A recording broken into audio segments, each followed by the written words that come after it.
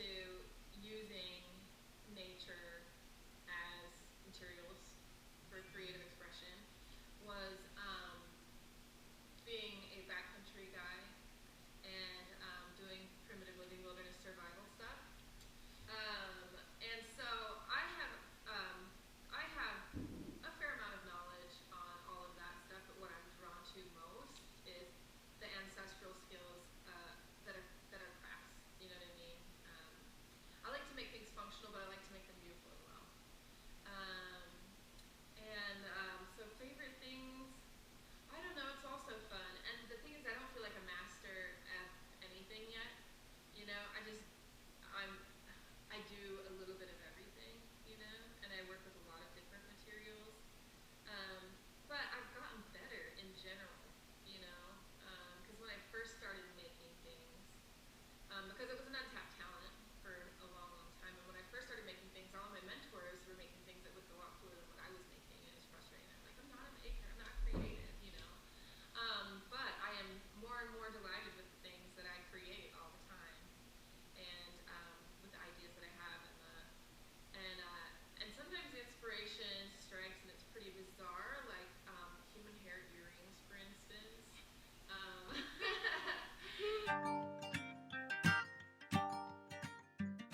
Called an ocarina, and it was made in with the primitive pottery method.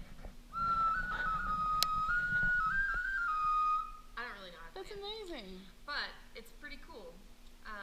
And so collected the clay and then formed it and then fired it. This is a really simple thing, but I mean, so much in nature is useful, you know what I mean? Like, and our ancestors, whoever you are, if you go back far enough, your ancestors had just really ingenious low-tech technology, and they knew all of the resources that were available in nature. So this was a gourd, obviously, and now it's a bowl. So it's nothing super fancy, but that's handy. A container is incredibly handy. Your spoons. Thank you. All of the ones I'm most proud of, I gift to other people because it's a really significant gift to give someone a spoon.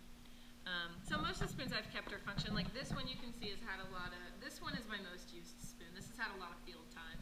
You can see it's, Do you dig with it too? I just do whatever I need to do with it, but it was like I could use this part to clean my pot, I could use it to get my pot out of the fire without burning my hand, reach in and stir without getting burned. I was just walking along with my niece and my sister-in-law, and there was a bush, and I just kind of pinched them to see, like, you know, if they were very durable, and they are. And so I brought several home and made earrings out of them, and they're pretty cute. They're cute. You can grab them if you want. Okay, I'll go get them. I just real quickly whipped these up so they're not really schmancy, and they've gotten all bent up. But.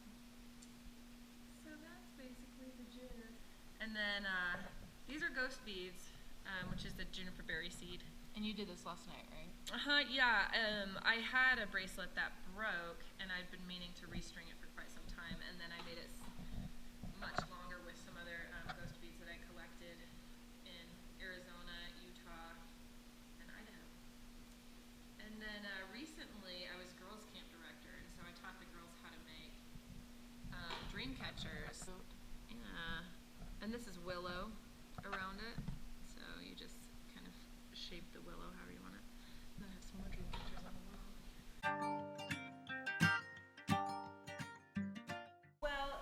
This is a Gatherings bag or a Possibles bag. Right now this one's empty, but this has been through a lot of trail time. It's got a lot of scars on it, and you know, some dirt and whatnot.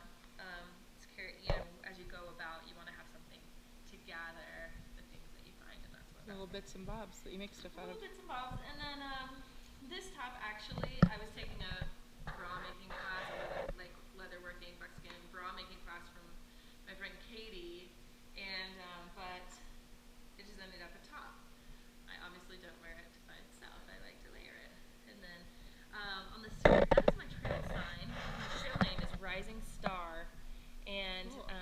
At the Anasazi Foundation, which is where I was really introduced to creation at all, we all had a trail sign and a trail name. And mine is Rising Star because it means, the meaning that was given to me with my name is that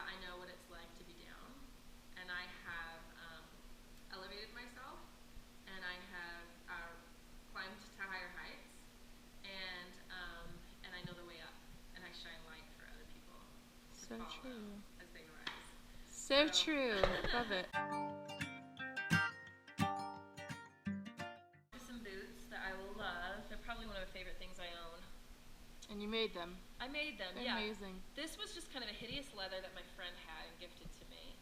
And, but I think it makes great boots. The suede side, I think, is attractive, but the leather side was really ugly. And then these are sandals, and these are after the whatever the way of making of the Tarahumara people of Copper Canyon, Mexico. Cool. They're different people and they're runners, and this design comes from them. And the soles are a recycled career. That's a little more modern than what they used, but so yeah. And then this little gem, I'm so fond of this. This is a little really fanny pack, hip belt, whatever you want to call it. You just put your belt through there, and then you can wear it here, whatever you want to do, and then that's an antler button. And I just keep my cell phone and my debit card in there, and so yeah, I love that one too.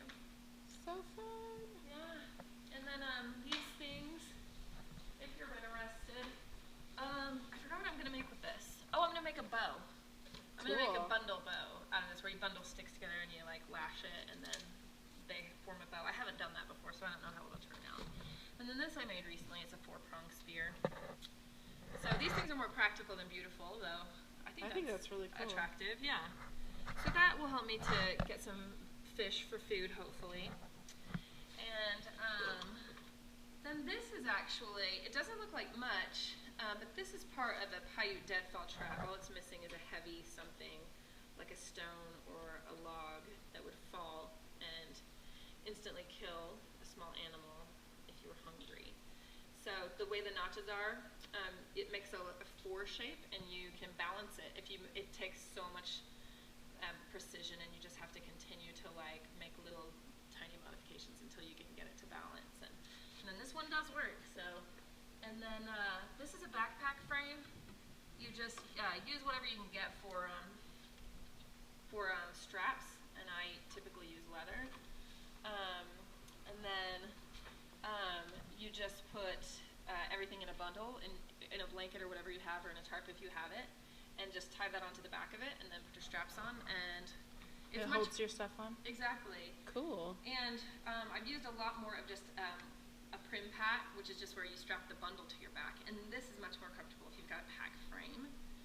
So, and then this is my bow drill bow. So with this I make friction fire, if you've ever seen that done.